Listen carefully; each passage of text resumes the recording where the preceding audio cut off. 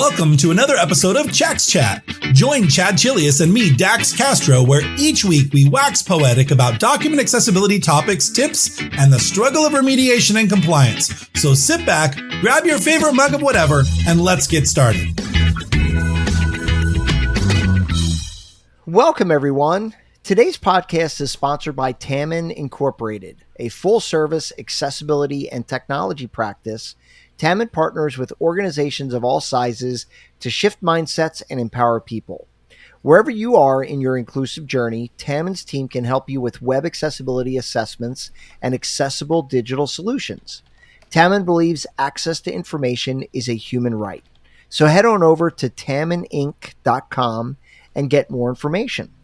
My name is Chad Chilius. I'm an Adobe certified instructor as well as director of training solutions and principal at Chax Training and Consulting.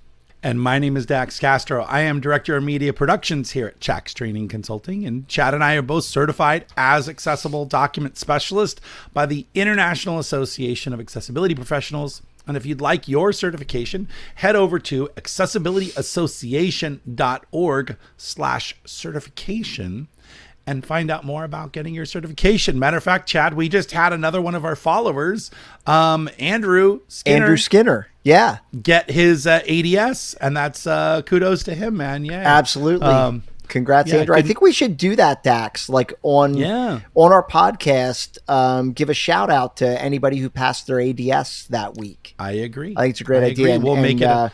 And Andrew was very gracious. I mean, he gave a shout out to us and kind of thanked us for sharing the knowledge and helping him on his journey. So that made us feel really good, right? Well, I will tell you his time zone and my time zone. So it's 1 a.m. usually when Andrew messages me. So he'll find me on LinkedIn. He'd be like, hey, and then he'll send me some long message and we'll go back and forth for like an hour. And then I'm ready for bed. So yes, but always happy to answer questions. My ADHD will not let me go to sleep without, coming to some kind of conclusion. Otherwise, I'll just sit and think about it for an hour long while I'm laying there in bed. So. I, by the way, am not up at 1 a.m. If you message me at 1 a.m, you will get dead silence. Oh, that's funny. I know. I do know that. You will get a message in the morning when you're ready to go, which is what I expect anyway. Yeah, man. So today, Chad, we're going to talk about a really cool topic. I think that really is kind of on the tips of our tongues, which is 7 things that fail accessibility but will pass your checker. Our new booth, we were just at CSUN, and our new booth has a big headline on it that says, automation does not guarantee compliance, which means, passing something through a checker doesn't mean that it's going to actually be a good user experience. So we're going to talk today about a few things that you should be thinking about looking at in your document, because the checker will completely pass every one of the things that we're about to talk about, right? Yeah. And I mean, this idea came from a gentleman reached out to me and wanted me to review 23 documents that he had remediated. And he wanted me to review them and confirm that they were accessible. And every one of them passed the PAC Checker. Every one of them was technically PDF UA and WCAG compliant. However, I found a bunch of errors, and we're going to talk about them today. Yeah, awesome. And I'm working on a set of 500 documents for a major client that I can't say who. But some of these barriers exist in there too. And so we went through and made sure that we fixed all of those. And, we're going to talk about some of the things we found. So the first one, Chad, go ahead. Yeah. P tags. Right. And so I know, our listeners are saying, well, what's wrong with P tags? And the answer is nothing. Nothing is wrong with P tags as long as that content is simply a paragraph. Right. But if the content is really a heading or a bulleted list, which we see all the time, right? Which we see all the time, then that violates what, Dax? Info and relationships, 1.3.1, info and relationships, which basically says if it's a thing, tag it as the thing that it is, right? And headings, the reason why headings and lists are the things that are most important, because there are other things something could be tagged as. And if it were tagged as a paragraph, not the end of the world. But headings are the major anchor structure as someone moves through the document to be able to organize the content. Rather than just reading it like a romance novel where you're just reading from top to bottom, you need that structural chapter or subset of information to be able to understand the whole content. And lists, right, Chad? Lists are the other important part because they do what? Well, when you read a list using assistive technology, when AT gets to that item, it announces list with X number of items, right? So it'll say list with 5 items, and that's really helpful, right? Because, I always say, like, as a sighted user, when we see a numbered list or a bulleted list, we immediately know it's a list, right? Like we see it, we recognize it. We're like, oh, this is a list of items. But if it's voiced as a regular paragraph, the user never knows that they're reading a list of items. And again, that violates in-phone relationships. Well, what's interesting is they may know because they're going to hear bullet and then an item, bullet and then an item. But if I had a list of 500 items, how do I know when I'm at the end of the list? One of the nice key features of a list being tagged as a list is that it announces list 500 items. And I know if I'm me and everybody else, no one wants to listen to 500 items in a list, right? So that allows me, as I'm scanning visually through a page, you see an entire page full of list items. You're probably not going to physically read every single one of those list items. You'll skim through it, or you might search for something. You want to give that same experience to someone using a screen reader. If I know there are 500 items for this list, I'm probably not going to sit down there or listen to the entire 500 names. So, yeah. No, I think I've said this on the podcast before. I have one client who at the back of their document, they list all the zip codes that they service. Right. And it's like 300 zip codes, right? Sure. And they don't have it formatted as a list, but I basically make it a bulleted list, but I hide the bullet, Sure. basically, so that when they come upon that, it'll say list with 300 items, And one thing I will add to that, just to give a little bit of general design guidance for people, it is super helpful if you have a heading that follows that list. Right. I was waiting for a pause in your thought to bring that exact point up, because I would have done it by county or by region or by whatever to group those items, right? Yeah. That would have been super helpful too. If you group the zip codes by county or whatever, because then you could say, oh, I need to go to, my county is Berks County, right? So, you go there and then you can read what's there. But if you do encounter a list of 300 items and you're like, I don't want to listen to 300 items, pressing the H key will take you to the next heading that follows the list. Well, the hard part about that is knowing the structure is important, because if the next item after that list is a heading, then you move to a logical spot. But what if the next item is a paragraph after the heading, after the list, and now you've skipped a whole piece of content? This is why our class, Designing with Accessibility in Mind, is so key, because it makes you think about those things and going, wait a minute, how I design the structure of my document helps people understand how to navigate through it and potentially keep them from missing items. So 100%. Awesome. Well, the next one here is layout tables, and we see these all the time, right? We've talked about this on a previous podcast. Can a form be inside a table? Absolutely. As long as you use a regular, predictable structure, first, label in the first column and form field in the second column or something similar. Go listen to that podcast if you want to learn more about that. But other things, earlier today, I was working on a document where the user had made 4 columns in a table, and there was a heading, a bold heading in each one of the columns. Let's just say north, south, east, and west. And then underneath that, in each column, it was a list of 6 items, and they had checkboxes next to them. So the user said, hey, the read order for this table isn't correct. it's going left to right and I wanted to go top down. And I'm like, well, you can't. That's not how a table works. Yeah. A user can navigate that way, but if they don't know to, then they really don't, it takes some exploration, but I'm sure you can figure it out. I said the better way to do this would have been headings and a list. So in essence, what we had was a layout table, a table that was used just instead of a 4-column paragraph set or block of text, it was 4 columns in a table. So that's going to pass a checker every time if you set your headings correctly and do the stuff you need. But the user experience is not going to be what you intend. Right. Yeah. Right. Like whenever I get tables and like individual cells are filled with a ton of content, it's not a great experience. It's just not a great experience for the user. So, and again, that kind of comes down to designing with accessibility in mind. Like, what do you want the user experience to be? And knowing how tables are read helps you to make a wise decision regarding how to do that.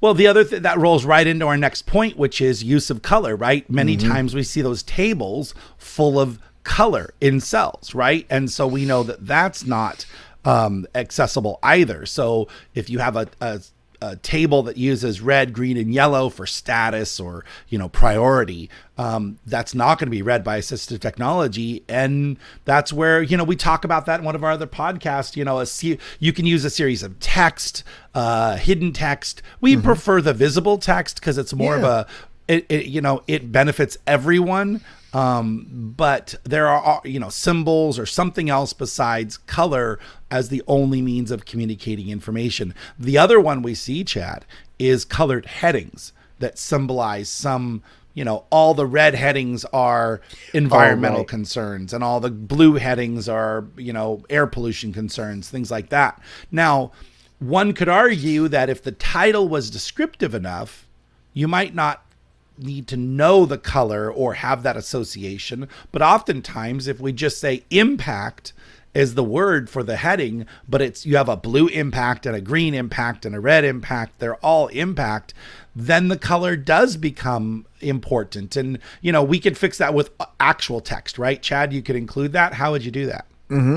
Well, I mean, there's a number of ways to do that. I mean, actual text is effectively a replacement for the item in which you're applying the actual text. So, like you could, if your text does not accurately describe something, you could add actual text, and that actual text replaces whatever the actual. I kind of said it. Whatever the physical text is, right? Yeah, the actual text replaces the physical text in the document, but it applies to figures too, or this was another good one, images of text. Right. That's another situation. Like that image has no value to the user until you add additional information. So because graphic text is, yeah. The word graphic doesn't mean anything. They're going to hear graphic and you're like, okay, graphic of what? And you're going to say, so instead of hearing graphic, if it was all your chapter headings had drop shadow and some fancy thing you did in Photoshop and it said chapter 1 overview and it was an image, you really don't need to tell the user graphic chapter 1 overview. You just need to say chapter 1 overview. And so you use that actual text property instead of alt text to bypass the word graphic, and it will just say whatever you say. And in the case of the colored text, you could say environmental concern, impact, right? You added the extra words to overcome the color coding that you and I would see as a regular, as a person with sight. So use of color. Yeah. And I know we're segueing a little bit, but like, as we're on the topic of actual text, I recently had a client who, when you do footnotes and endnotes, mainly footnotes, right? The way that most programs structure it'll tag the reference and then it'll read the note immediately after the reference. Right. But the fact that it's a reference and a note, I don't think is voiced by assistive technology. It's not.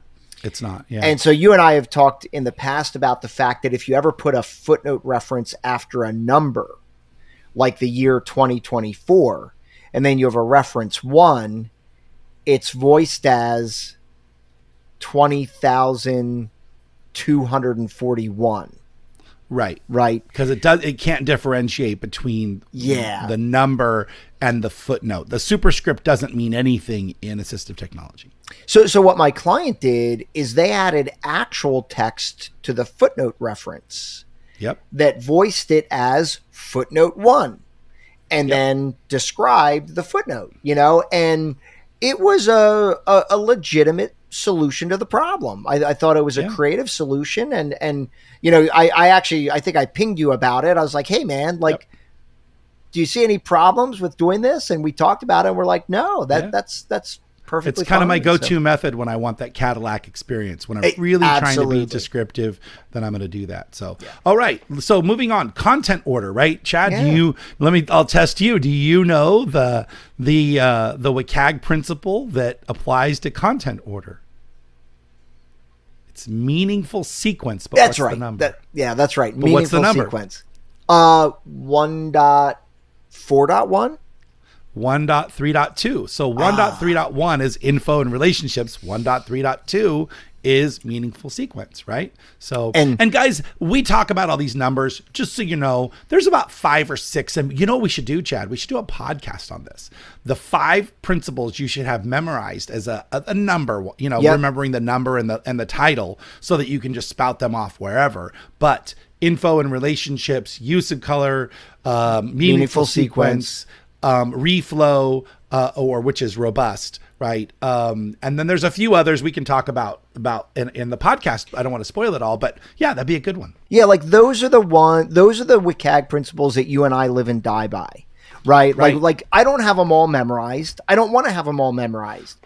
Well, Chad, we just got this new card, right? I mean, mine has a little bit of a coffee stain on it here. That's why it's on my desk. But this card is our new handout, which is WCAG in plain English. So, I can see 1.1 as text alternatives, or 1.1.1. We just talked about this non-text content and writing alt text. So great thing to have. You can download our WCAG in plain English on our website under the downloads. So that's accessibilityunravel.com. And then just click the downloads and you should see the WCAG in plain English. If not, reach out to us on LinkedIn and we'll send get you a copy. Right? Yeah. So content order basically is that if the reading order matters, right, then make it be in the right reading order. There's lots of times where things can be read in a bunch of different ways, and in that sequence, it doesn't really change the meaning of the content. It's just do I want to go left or do I want to go right? But there are times where it does matter, and moving from left to right versus top to bottom does change the meaning of the content and create a bad user experience. So when that matters, make sure that your tags are in sequence. And in InDesign, that means anchoring things correctly, because we know that when you don't anchor objects correctly, they get dumped to the end of a document most often. If you're using the threaded, threading your text boxes and not using the articles panel, they get dumped into the end of the document. And I was working on a document just 2 days ago where 6 of the graphics, they were full page maps. All of them were just dumped in the end because they just didn't get anchored in the right way. So. Yeah. I mean, I would add to that. I mean, either anchor them or break your content up into logical chunks so that you can do it all in the articles panel. Either way, Agreed. I mean, I don't care which way you go, but both of the methods work. But meaningful sequence is subjective. You know what I mean? It's not always easy to look at every page and be like, oh, this is the logical sequence, because sometimes you'll make some concessions and be like, you know what? Let's just read this sidebar at the end of the page, right? Sure. Unless it's connected to a particular point on the page. But that's where there's maybe subjective is not the right word. Maybe it's just more like you have to give it some thought, I guess is what I'm trying to say. What do you want the user experience to be? I mean, I literally want to get that tattooed on my arm, Chad, and just be like, yep, every time. Maybe right here. I can do that right in that empty spot. What do I You're want running the out of user room, man. experience to be? You're running out of space for it. I'm getting, I got all this space underneath here. No one wants to see that though. All right. Insufficient alt text. So This kind of goes hand in hand with another one, which is decorative items are tagged with alt text. So on one hand, I had literally a line graph just an hour ago that said line graph showing, percentage of growth over time. Okay, what does that really mean? Does it mean a good thing or a bad thing? Having quantitative descriptions inside your alt text is really important. Yeah, I didn't really walk away from anything with that, right? You know what I mean? It's like, okay, cool, but I'm not any smarter now having read that, right? So yeah, that's a big challenge, right? I mean, and we run into that mostly with your charts and graphs where you're trying to show a trend over time, but even like for other elements, photographs or whatever, like one of the documents I was working on earlier. How did they describe it? They said, I think they said like, so it's 5 people standing, in a photo, and they described it as 5 characters, in a room, blah, blah, blah, blah. And I'm like, 5 characters. That's an interesting way of describing that. You know what I mean? Immediately I think of Chinese characters all, or cartoon characters, right? Yeah. And then the other one, Chad, is decorative items being tagged with alt text, right? Yep. So, you and I say this all the time, right? Like the first question you should ask yourself when you come upon an image is, does it have any value, right? And that will guide you as to what your next step is going to be. If the answer is no, it has no value, artifact it. If it does have value, now you got to take a couple other steps to decide, okay, how do I want to describe it? Right. Sure. And I think it's a really good question to ask because in one of the documents I was working on, they had these like little icons that they were using to represent something, but the heading said the same thing. Right. So why are we describing, and Dax at CSUN, we were talking about this a little bit earlier, in my session, bridging the gap between Word and PDF. One of the attendees who sat in on my session was blind. And after, or in the middle of my talk, she said, "Thank you for artifacting figures that have no value. Thank you for not making me read useless figures in a document when they have no value." And that meant a lot to me. You know what I mean? That I was like, thank you. I appreciate that. Well, for me, the question I always ask is, if this image were not here, would the user be losing something? Yeah. If this image were not here, is it taking away information? So we kind of look at it from different, coming at it from different sides of the candle here. Does it have any value, or if it wasn't here, would they lose something? I think either question is a good one. Yeah. So, So, and then finally, our last one is irregular tables. And we've spent so much time, and we will continue to spend lots of time talking about tables, but you can have merge cells that go all the way across an entire table.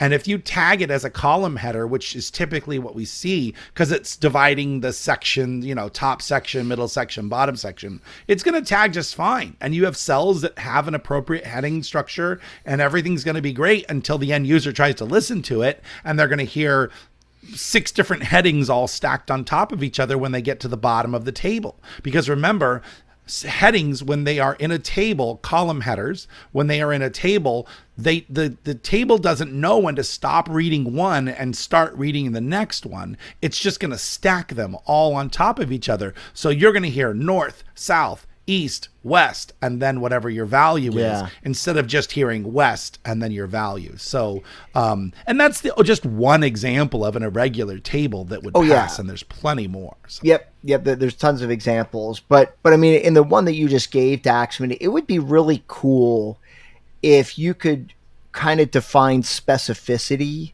of table headers. Do you know what I mean? Like the assistive technology would honor the most immediate heading to the data tables. Oh my gosh, I just thought of this, Chad. Row count. So in the property for that cell, we have scope, which is column or row. We have row span or column span for how many cells does that heading cell take up or equal. But what if we had another value there that said how many children, and it would go by row. So if you're a column header and you gave it a child set, I don't know what you'd call the label, but let's just say child set, and then you set it to 6, it would know that the next 6 rows are only applied to it. And then you could do the same thing for the next one. That would be epic to be able to do that. And that's what I meant by specificity, right? You could control that, right now, the only way to really do it is with header cell IDs. And we kind of rely on third-party tools to help us do that, because doing it manually is insanity. Right. But yeah, I mean, well, we found out that Common Look can do that. Yeah. So it was interesting. I always thought that Access PDF was the only one that kind of had the ability to quickly set cell IDs. And in all fairness, Access PDF still is the quickest and best way to do complex tables using cell IDs. In our PDF Accessibility Facebook group, there's a video of me walking through a really complex table that would take probably 30 or 45 minutes to do manually, that I do in about 5 seconds. But I did discover that in Common Look, you can set cell IDs, and they basically have kind of a split screen thing. And they say, select your headings in the top screen, and then select the data cells in the bottom screen. And then you say assign, and then it will assign them. It's there. I would use it if I had Common Look open and I was doing something else. But if I were starting from 0, I probably would open Access PDF and use that. But the tool's available. It is there to use. Doing it manually is the worst. I wouldn't wish that on my worst enemy. So. No. Doing it in Acrobat is pain and suffering. That's all I got to say about that. And Dax, I think you and I have both suffered.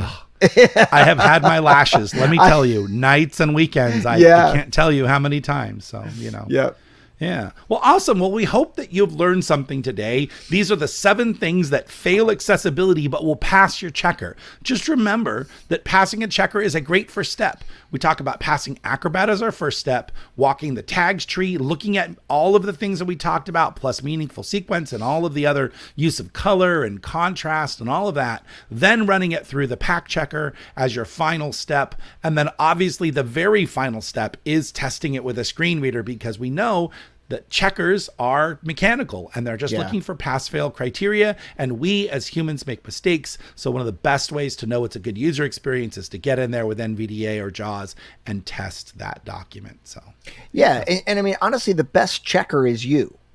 Yes. You know what I mean? And informed you, right? Uninformed you. Yeah. So many. We had our document testing with NVDA class a little bit ago, and man, boy, it's a struggle sometimes when you're just starting out. As a matter of fact, at CSUN for our pre-conference lab, someone came up to me and said, I was taking this pre-conference lab because I thought that I would just learn how to do all this stuff. And she goes, it's great. I learned a lot of information. Got to go back with a wealth of new skills. But I will tell you, what I've realized is I am not the person to do this. And I can understand that, because it's drinking water through a fire hose. And why IAAP requires that you've been doing it for at least a year before you take the ADS is because it takes some time to get your feet wet and understand really what's going on. Yeah, for sure. Yeah. Well, great session today, Chad. This is a good podcast. So hopefully our listeners, and if you're seeing this or hearing this somewhere and there's ability to make a comment. Tell us what you liked. Which one was your favorite? Give us a shout out. It helps promote the podcast. We get about 1,500 downloads per month. It fluctuates a little bit above and below that, but I'd love to see that double by the end of this year. And you can help by doing that. Help by adding comments and sharing this with people you know. So we want to know what you think. And oftentimes we get the material for our podcast from you, right? I mean, whether it's on the PDF Accessibility Facebook group, or it's an email we got from somebody, or a comment, on the podcast, sometimes somebody will mention something and we're like, oh, that's a great thing to talk about, on the podcast. So keep it coming. We love hearing from you guys.